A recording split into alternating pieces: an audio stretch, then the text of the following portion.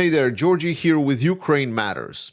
Crimea, the crown jewel in Putin's conquest of Ukraine, the thing that started it all. The return of the peninsula was hailed as a big reimagination of the Russian Empire and Putin as the new emperor. And now it's becoming very quickly Russian Achilles' heel, because Crimea is being bombarded by Ukrainians from all sides, both from the sea and also from the skies. And Russia cannot really abandon it, because if Ukraine will take control over the territory, even the skies, then suddenly Russia and their position in Ukraine will just get compromised. So now Crimea is just bleeding money and resources for Russia. And today we're going to be looking at what Ukrainians did again, and we're going to be looking at some other news as well. A nice change of pace, short and sweet today. Let's begin. But first, we need to start by talking about the strikes on the oil transportation facility in Russian Bryansk region. Because behind these statements about oil transportation and Bryansk, we are missing the key point. This is the same Druzhba pipeline and related system that has been struck again. Just yesterday, we were talking whether or not Magyar will allow Druzhba pipeline to continue working and for how long. Well, now it has been struck again. We don't know the extent of damages and whether the pipeline is now being shut down or not, but it's very clear that they will just not let it go anyway. Ukrainian intelligence posted new video and reported strikes deep in the territory of Crimea.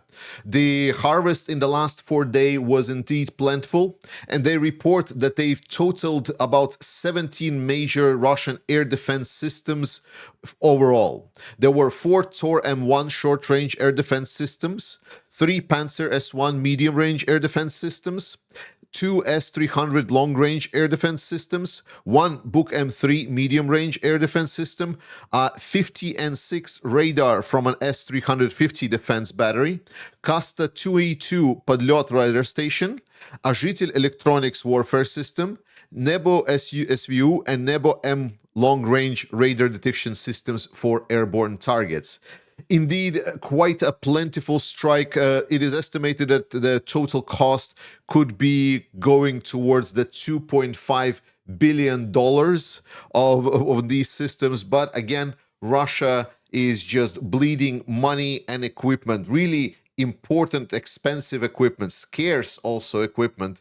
They are bleeding it in Crimea, and Crimea is truly becoming a nightmare for Russia. What an irony of fate it is. We now have official confirmation that extended range attack munitions will be going to Ukraine in a quantity of 3,350, and they will be coming together with a selective availability anti-spoofing module, essentially electronic warfare resistance module, allowing them to bypass a lot of the Russian electronic warfare. Previously, there was speculation that these hybrid missiles, because they're more of a hybrid between a glide bomb and a jet-propelled missile. So there was a speculation that there would be these missiles delivered to Ukraine, and they have been bought by the Netherlands, Norway, and Denmark, and also some money coming from the foreign military financing of the United States as well. A new Gallup poll shows what we technically already knew, but now we have it again confirmed in the latest polling, and that is that United States population supports Ukraine. I know, it's a shocker.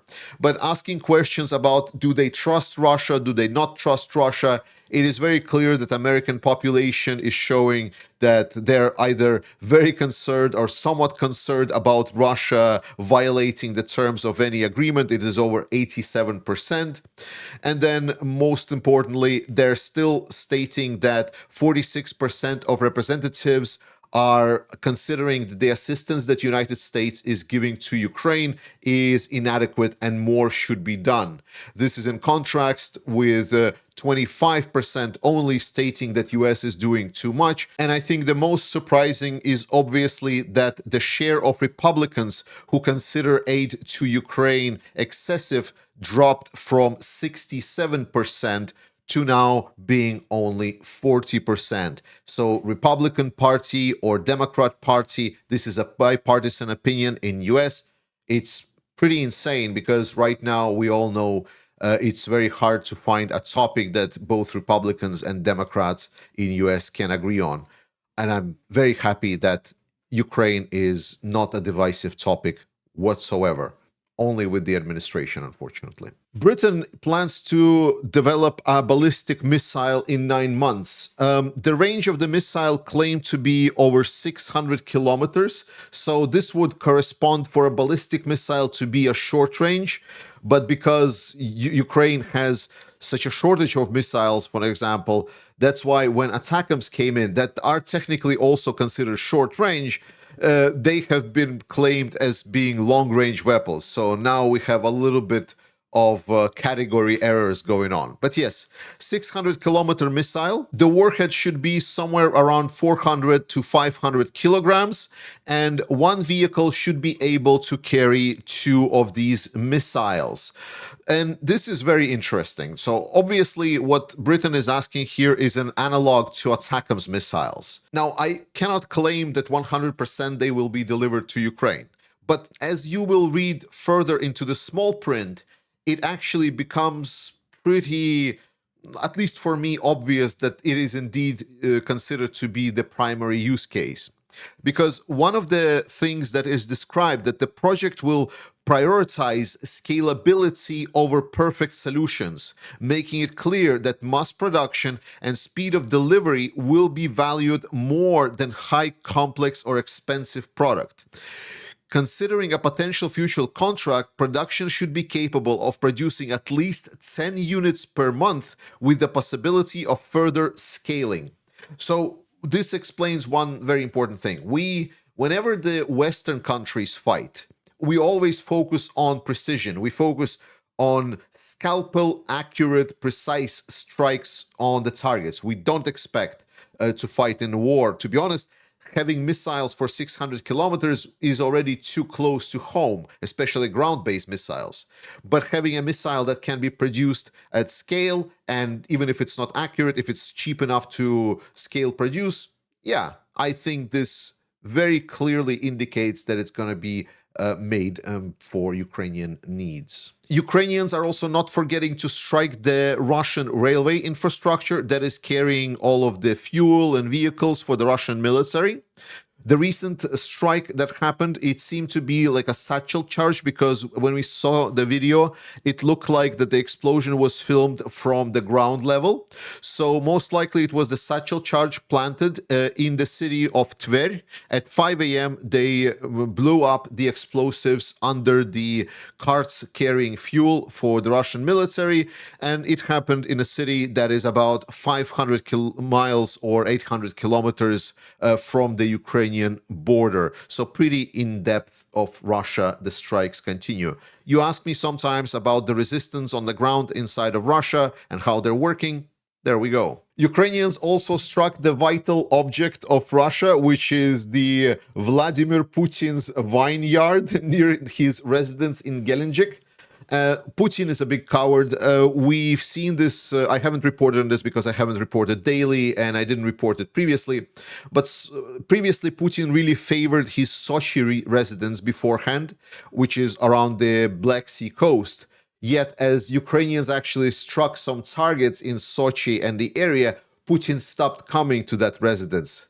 He still favored his residence in Gelendzhik in Russia. Well, now there has been strikes already next to Gelendzhik, and that residence actually is one of the most, if not the most, anti-air system dense area in the Russian Federation. Some people were posting pictures with Tor M1 systems just put on the large towers, and there was like about 13 of them all protecting Putin's castle. He's a very, very big coward. He's afraid of being struck by Ukrainians. But I think there is something that he actually needs to be afraid of, to be honest. We have news about the Abrams tanks. It is the Skala regiment that is receiving them, and it's been now reported officially. Skala regiment, one of the most capable offensive regiments in the Ukrainian military. They have been very successful in Russian initial push towards the south of Pokrovsk. Pokrovsk city was first kind of semi-encircled from the bottom, but then Russia kind of hit the wall and they just couldn't advance. And that wall was actually the Skala regiment that Russians hit south of Pokrovsk. And that's when they were sort of forced to try to go also around on the north side. And Skala regiment has been very instrumental to this. So all of the Aussies that really wanted to follow up and see what happened with their tanks, one of the most capable Ukrainian units is now going to be riding them. Thank you so much, people of Australia. With a big delay, we're now receiving the announcements that the 8th IRIS-T system has been delivered by Germany to Ukraine. And this is fantastic news because there cannot be enough air defense systems in Ukraine. Russia is bombarding the cities with more and more drones and missiles. So any and all air defense that are being donated are primarily used to protect civilian lives. So thank you so much, Germany, for protecting Ukrainian lives as much as we can, despite the Russians attacking. An interesting news is being reported. The Ukrainian National Anti-Corruption Agency has stated that they are investigating Firepoint Company. They are the makers of the Flamingo missiles. And there has been now incredible amount of speculation. What they're being investigated for is corruption and how they got the contracts to build some of their previous products, and whether or not these were legitimate or not, acquired these contracts. They do not investigate Flamingo. Actually, the whole NABU representative came out and stated so much. But also it is important to underscore that investigation doesn't mean that they are 100% corrupt. It means that there is just an investigation ongoing. There can be plethora of different explanations why it is happening, and there needs to be a conviction before we can claim something. But all in all, I mean, for me, every time I hear there is a corruption matter investigation, some people get adverse reaction. I get very excited reaction because I love when anti-corruption agencies are actually working, because if there is no corruption, then no one has anything to hide and fear, right? The second most powerful man in the Ukrainian government, Andriy Yermak, together with ex-UN representative Kislitsa, met with the special envoy to Russia and a big fan of Putin, Steve Witkoff, to discuss certain things. Looking at the picture, I cannot say that they were very excited about these talks, but I would consider that most likely they went quite professional.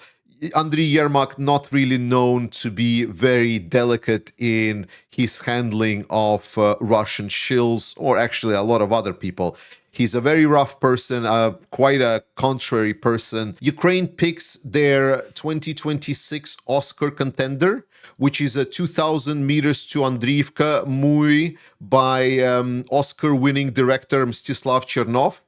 And this movie talks about the Ukrainian 2023 failed counteroffensives and the struggles that soldiers on the ground had to endure.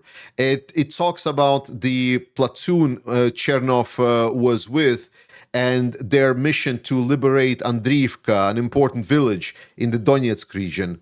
It talks about how it shows how they were surrounded by mines and tried to get towards that village only through a narrow stretch of forest, making the battle extremely grueling. And finally, I would like to ask for a minute of your time. Today is the day of remembrance of the heroes of Ukraine that will not be coming back. All the people that sacrificed their lives to make it so far, to make sure that Ukraine already now is 100% not going to fall to Russia. They will not lose this war. We already can say that 100%. But they haven't won yet, so the war continues. You know, when I was little, I thought that soldiers are people that are really cool, you know, these people with big muscles. There's a very specific type I imagined when soldiers. But when this war started, the actual war came into my lives, when part of my family got occupied, when my wife's family's brother's son was sitting in basement under shelling, when my friend that was living in Bucha told me about the things that were happening in the city and how he tried to escape that uh, horrible place without being caught by the Russians, it all turned a very different perspective. And most importantly, it showed the real faces of the real soldiers and heroes. It turned out that people that are actually defending and doing what is right is not always like strong with muscles. It's guys with bellies. It's someone that you could see yesterday throwing out trash and you wave to them. It's someone that maybe you saw as he was just smoking outside and sitting and reading a newspaper, sort of that thing. The war became very human and very personal to me back then. So on this day, there are many people that I remember, and if there are anyone that you know, then please remember them with me. And if not, then at least know that there are people that are doing everything in their power, even laying their lives down to make sure that we and our children have a bright future. Thank you so much for watching today's video, guys. I love you. Slava Ukraini. Remember the heroes, and I will see you next time.